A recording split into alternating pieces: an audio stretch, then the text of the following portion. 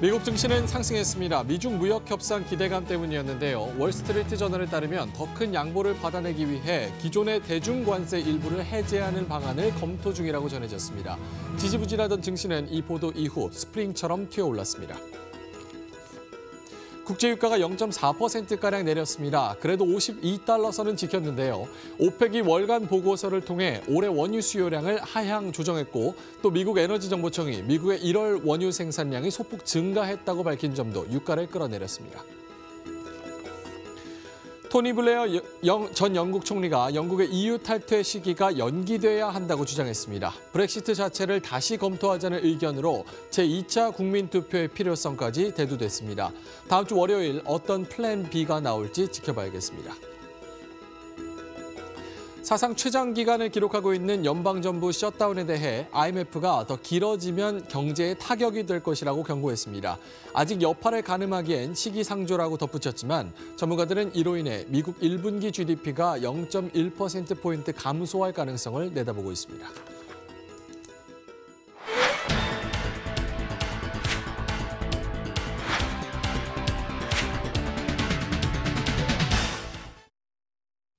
네, 시청자 여러분 안녕하십니까. 대한민국에서 가장 빠르고 정확한 글로벌 시황 머니투데이 글로벌랩 생방송으로 시청하고 계십니다.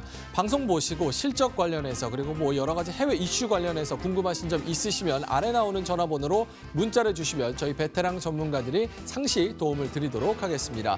또한 인터넷에서 머니투데이 글로벌랩을 검색을 해보셔도요. 뭐 네이버나 구글 여러 가지 다양한 플랫폼에서 좋은 콘텐츠들을 많이 만나보실 수가 있습니다. 자, 뉴욕 증시 오늘 올라갔습니다. 그 전에 몇 분 전에 발표한 넷플릭스 실적부터 좀 짚을까 하는데요. 1억 5천만 명의 가입자 수를 자랑하는 비디오 스트리밍이자 팬주의 하나 그리고 기술주의 중심이라고 볼 수 있는 넷플릭스가 실적을 발표를 했습니다. 주당 순이익이 30센트로 나와서요. 예상치 24센트를 상회했습니다. 하지만 매출은 부진했다. 이렇게 얘기가 나오고 있고요.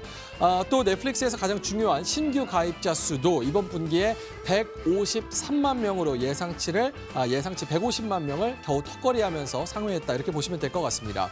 실적에 대한 기대감은 이미 주가에 반영됐기 때문에 실적이 그리 나쁘지 않음에도 불구하고 시간의 거래에서 지금 4%가량 하락하고 있는 그런 상황입니다. 자, 뉴욕 증시는 전체적으로 0.6%, 0.7%가량 올랐습니다. 오늘 월스트리트 저널에서 보도가 있었는데요. 무역 협상에 관한 얘기였습니다. 스티브 무누신 재무장관이 얘기를 했다고 하는데요. 더 큰 양보를 받아내기 위해서 지금 묶여있는 대중관세 일부를 좀 해제하는 방안을 검토 중이다. 이렇게 전해졌습니다. 이로 인해서 지지부진하던 움직임을 보이던 증시는 갑자기 스프링처럼 튀어오르는 모습을 보였고요. 상승폭을 어느 정도 반납을 하면서 큰 플러스권에서 거래를 마쳤습니다. 아까 말씀드렸다시피 다우존스는 0.6% 그리고 나머지 지수는 0.7%가량 플러스권에서 거래를 마쳤습니다. 자, 오늘 급상승한 종목들 어떤 것들이 있는지 함께 살펴보도록 하겠습니다. 먼저 첫 번째로는 LM 펀딩입니다. 펀딩이라는 이름 자체에서도 알 수 있듯이 금융업체인데요. 계좌가 연체된 이 비영리 단체를 권리를 사들이면서 금융업을 하는 그런 업체입니다. 전체적으로 내용을 보면 그렇게 좋아 보이진 않는데요. 어쨌든 49%가량 급상승하면서 거래를 마쳤고요. 또 오늘 바이오셉트, 바이오 기업입니다. 표준 혈액 샘플을 활용한 종양 테스트 그리고 발암 유전자 변형 서비스를 제공하는 업체인데 이번 주 월요일인가요? 아니면 지난주인가요? 한번 급등했다고 전해드렸었는데 오늘도 29%가량 큰 폭으로 오르면서 거래를 마쳤습니다. 세 번째 종목도 나스닥에 상장되어 있는 종목인데요. 이거는 중국 관련된 종목입니다. 선진건설자재 그룹. 대규모 상업 및 주거 개발을 위한 건축 자재 생산사입니다. 이 31%가량 오르면서 4달러 34센트, 우리 돈으로 약 4,500원 정도의 거래를 마쳤습니다. 자, 외국인들이 생각하는 우리나라 주가지수의 적정 벤치마크 MSCI 한국지수 살펴봅니다. 0.3%가량 올랐는데요. 계속해서 오름세를 보여주고 있습니다. 59달러에서 61달러까지 올라온 모습이고요. 61달러 19센트에 거래를 마쳤습니다. 퍼스트러스트 지수는 반대되는 흐름을 보였습니다. 나스닥과 그 흐름이 연계가 많이 되어 있다 이렇게 보실 수 있겠는데요. 23달러에 거래를 마쳤고 0.6%가량 하락하면서 거래 마감했습니다. 자, 글로벌 시황 상황 살펴보도록 하겠습니다. 시황센터 연결합니다.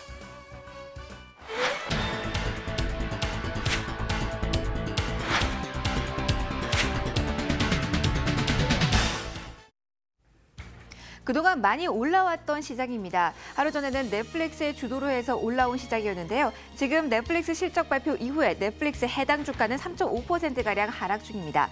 순이익은 예상을 사고했지만 매출액이 다소 부진했다라는 뉴스가 있었는데요. 잠시 후에 조금 더 이야기해보도록 하고요. 정규장의 흐름들 확인해 보도록 하겠습니다. 오늘 장중 내내 장중 계속 웅크리고 있다가 호재성 재료가 장 마감 1시간 반 정도 전에 나오자 다시 한번 위로 치솟는 흐름이 미국 주식시장에서 포착이 됐습니다. 종가 함께 이슈들 짚어보도록 하죠. 보시는 것처럼 3대 지수 일제히 오름세로 거래 마감을 됐습니다. 다우지수가 0.67%, S&P 500 지수 0.7%, 나스닥도 0.7% 모두 플러스권이었습니다. 그러나 출발이 모두 좋았던 것은 아닙니다. 나스닥만 홀로 상승, 다우와 S&P 500 지수는 초반장에서 하락하는 흐름이 보였는데요. 금융주에 대한 시작의 기대감이 조금 꺾이는 모습이었습니다. 골드만 효과가 이어지지 못하고 모건 스탠리의 실적 부진 때문에 금융주가 전반적으로 부진한 오전장이었는데요. 그나마 장 마감 후 실적 발표를 앞두고 있던 이 넷플릭스에 대한 기대감이 어느 정도 하단을 방어했다 이렇게 보시면 되겠습니다. 참고적으로 현재는 넷플릭스 실적이 발표된 상황인데요. 매출이 다소 부진했습니다. 그러나 순이익 그리고 가입자 수 모두 좋았기 때문에 차익 실현 매물의 성격이라 이렇게 보셔야겠는데요. 현재는 3%가량의 하락 흐름을 보이고 있다는 점 참고를 해보시고요. 오전장에서 또 하나 시장을 가로막았던 뉴스를 본다면 미국과 중국 관련 무역 갈등 관련 소식입니다. 중국 측에서 티모바일의 명업 기밀을 훔쳤다라는 소식이 나오면서 연방정부 쪽에서 지금 조사를 하고 있다 이렇게 이야기가 나왔는데요. 이 외신 보도에 투자 심리가 잔뜩 움츠려진 모습이 나왔습니다. 그러나 이 분위기가 오래가지는 못했습니다. 장 마감 1시간 반을 앞두고 월스트리트저널 보도가 나왔는데 시장은 여기에 중점을 두고 환호하는 모습이 나왔습니다. 미국 정부가 이 중국에 관해 수입 관세 일부 제거하는 방안을 검토하고 있다 이렇게 보도가 나왔는데요. 문우신 장관의 아이디어로 전해지고 있습니다. 물론 라이트하이저 쪽에서 반대를 할 가능성이 상당히 높기는 하지만 일단은 미국 측에서 이렇게 적극적으로 협상 타결을 위해 노력하고 있다. 이 시선으로 시장은 환호했습니다. 즉각적으로 지수 1% 이상 상승폭을 끌어올리기도 했고요. 하지만 조금은 반납된 구간에서 보시는 것처럼 나스닥 0.7% 플러스로 거래 마감이 됐습니다. 역시 호재성 재료에 더욱더 힘이 강했다라는 부분을 짚어드리겠고요. 유럽으로 가보도록 하겠습니다. 유럽 주식시장은 다소 부진한 흐름을 보였습니다. 하지만 여러 가지 악재가 혼재된 상황에서도 그나마 하락폭은 크진 않았는데요. 앞서 언급드렸던 화해의 악재 속에 시장의 전반적인 심리는 위축된 상황이었습니다. 그리고 브렉시트 관련해서 상황 진전을 보자라는 시선 또한 상당히 강했고요. 그리고 금융주가 특히 더 부진한 흐름을 연출했는데요. 소시에테 제네랄 쪽에서 실적 발표를 앞두고 4분기 어려웠다. 매출이 20% 정도 감소했을 수도 있다. 이렇게 전망 내놓은 점에 부정적인 영향을 미쳤습니다. 주요국 주식시장 마감가 확인해 보시면 독일 0.12%, 영국 증시 0.4% 정도의 하락 흐름을 연출했습니다. 아시아 보도록 하겠습니다. 아시아의 흐름 좀 보시면은요. 일단 좀 엇갈렸습니다. 국내 증시 선전한 가운데 일본 증시는 0.2% 하락했습니다. 뉴욕 증시의 영향을 받아서 금융주의 상승세는 눈에 띄었습니다만 미중 무역 갈등이 다시 한번 격화될 수 있다라는 돌발 악재가 터지면서 반도체주가 일제히 하락했다는 점 상당히 지수 전반에도 부담이었습니다. 중국 상하이 종합증 0.42%, 홍콩 항생주도 0.5%, 중화권 증시 흐름도 상당히 부진했는데요.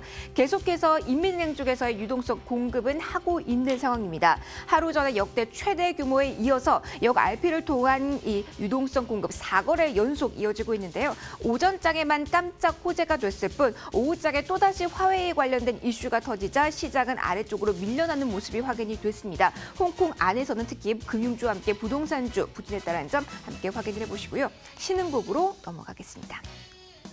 신흥국 주식시장 가운데 인도 증시는 상승하는 모습이었습니다. 그러나 그 상승폭은 크진 않았습니다. 장중에 상승 흐름이 좀 뚜렷했다가 이후에 유럽 증시의 하락 그 영향을 받았다라고 보시면 되는데요. 그다음에 이 안에서도 금융, IT, 자동차주가 강세를 보였다는 점 특징으로 볼 수가 있겠습니다. 그리고 베트남 증시가 이 동남아시아 주요국 증시 가운데서 가장 하락폭이 컸습니다. 0.75%가량 밀렸는데요. 대형주의 80%가량의 마이너스를 기록하면서 전체 지수 역시 하방 압력을 받는 모습이었습니다. 자, 그리고 남미로 가보도록 하죠. 남미는 오늘 기분 좋은 상승세가 포착이 됐습니다. 연초에도 브라질 계속해서 오름세가 뚜렷합니다. 경제 상황 개선에 대한 기대감이 뚜렷하다라고 보시면 되는데요. 오늘 새벽에도 1% 상승, 멕시코와 아르헨티나 증시 역시 플러스로 거래 마감지었습니다.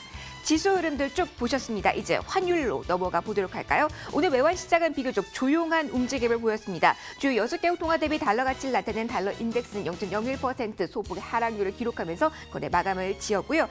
그리고 다시 한번 유가를 보도록 하겠습니다. 유가 같은 경우는 아무래도 계속 수요 감소에 대한 우려가 크다. 이렇게 보시면 되겠습니다. WTI 0.5%가량 하락하면서 마감이 됐고요. 브렌트유는 반면에 소폭 플러스 기록했습니다. 비철금속 시세 보도록 하겠습니다. 2주의 최고치 부근에서 한 발 좀 물러난 모습이 확인이 되고 있네요. 0.1% 그 하락률은 크지 않고요. 은이 조금 더 조정폭이 컸습니다. 0.7% 마이너스로 오늘 새벽 거래 마감이 됐습니다. 전반적인 시황의 움직임 살펴드렸습니다. 일단 실적이란 재료 그리고 미중 무역 갈등이 어떻게 진행이 되는지 여기에 포커스가 맞춰졌는데요. 기분 좋은 상승이 조금 전 미국 증시에 전해졌다는 소식 전해드리고요. 이제 종목 볼까요? 김희욱 소장과 함께 하시죠.